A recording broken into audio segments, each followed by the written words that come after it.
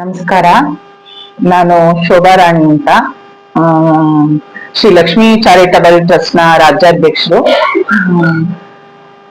ಸುಮಾರು ಈಗೊಂದು 4-5 ವರ್ಷದಿಂದ ನನ್ನ ಟ್ರಸ್ಟ್ ನಲ್ಲಿ ನಾನು ಸುಮಾರಷ್ಟು ಒಳ್ಳೆ ತರ ಹೆಣ್ಮಕ್ಳುಗಳಿಗೆ ನ್ಯಾಯ ಕೊಡ್ಸೋದು ಹಾಗೂ ಸಮಾಜಮುಖಿ ಕೆಲಸಗಳನ್ನ ಮಾಡ್ಕೊಂಡು ಬಂದು ಗುರುತಿಸ್ಕೊಂಡಿದೀನಿ. ಅದಲ್ಲದೆ ನನ್ಗೆ ರಾಜಕೀಯಕ್ಕೆ ಬರ್ಬೇಕನ್ನ ಆಸೆ ಏನು ಇರ್ಲಿಲ್ಲ. ಮತ್ತೆ ಯಾರು ನಾವು ರಾಜಕೀಯಕ್ಕೆ ಬರ್ತೀವಿ ಅಂದ್ರೆ ಈಗ ಬೆಳೆದಿದ್ದಾರೆ ಎಲ್ರು ರಾಜಕೀಯದಲ್ಲಿ, ಅವರೆಲ್ಲ ನಮ್ಮಂತವ್ರನ್ನ ಗುರ್ತಿಸಲ್ಲ. ನಾವು ಕೆಲಸ ಮಾಡ್ತೀವಿ, ಪ್ರಾಮಾಣಿಕವಾಗಿ ಕೆಲಸ ಮಾಡ್ತೀವಿ ಅನ್ನುವಾಗ ನಮ್ಮನ್ನ ಗುರ್ತಿಸಲ್ಲ ಅವರು.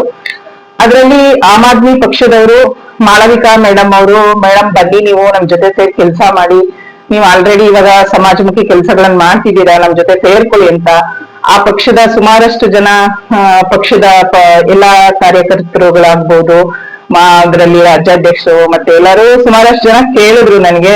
ಮತ್ ನನಗೂನು ಇಲ್ಲ ನನ್ಗೆ ಆಗಲ್ಲ ಅಂತ ಹೇಳಿದೆ. ಆದ್ರೆ ಇಲ್ಲ ಮೇಡಮ್ ಸುಮ್ನೆ ಕೆಲಸ ಮಾಡಿ, ನೀವು ಫಸ್ಟ್ ಬನ್ನಿ ನಮ್ ಜೊತೆ ಕೈ ಜೋಡಿಸಿ ಅಂದ್ರು.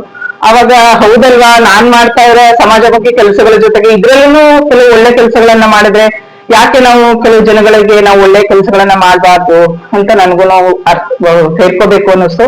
ಇವತ್ತಿನ ದಿನ ಮೈಸೂರಿನ ಮಹಿಳಾ ಘಟಕದ ಅಧ್ಯಕ್ಷರನ್ನಾಗಿ ನನ್ನನ್ನ ಆಯ್ಕೆ ಮಾಡಿದ್ರು ಹಾಗೂ ಪೋಸ್ಟಿಂಗ್ ಲೆಟರ್ ಕೂಡ ಕೊಟ್ರು. ಒಂದ್ ರೀತಿ ಖುಷಿ ಆಯ್ತು. ಯಾಕೆಂದ್ರೆ ಈಗ ನನ್ಗಿರೋ ಜವಾಬ್ದಾರಿ ಜೊತೆಗೆ ಈ ಒಂದು ರಾಜಕೀಯದ ಜವಾಬ್ದಾರಿ ತಗೊಂಡಾಗ, ಹೆಣ್ಮಕ್ಳುಗಳು ರಾಜಕೀಯದ ಜವಾಬ್ದಾರಿನ ತಗೊಂಡಾಗ ಹೆಂಗೆ, ಈಗ ಆಲ್ರೆಡಿ ಎಲ್ಲ ದೊಡ್ಡ ದೊಡ್ಡ ಕೆಲಸಗಳು ಮಾಡಿದ್ದಾರೆ, ನಾನು ಎಲ್ಲಿ ಒಂದ್ ಸಣ್ಣ ತಪ್ಪು ಮಾಡಿದ್ರು ಅದನ್ನ ಜನ ಎತ್ತಿ ತೋರಿಸ್ತಾರೆ. ಹಾಗಾಗಿ ನನಗೆ ಜವಾಬ್ದಾರಿ ಜಾಸ್ತಿ ಇದೆ. ಮತ್ತೆ ಜನಗಳಿಗೆ ಒಳ್ಳೆ ತರ ಕೆಲಸಗಳನ್ನ ಮಾಡ್ಬೇಕು, ಅವರ ಏನ್ ಬೇಡಿಕೆಗಳು ಇರುತ್ತೆ ಅದನ್ನ ನಾನು ಈಡೇರಿಸ್ಬೇಕು, ಸಣ್ಣ ಪುಟ್ಟದಾಗಿ ಈಡೇರಿಸ್ಕೊಂಡು ಹೋಗ್ಬೇಕು.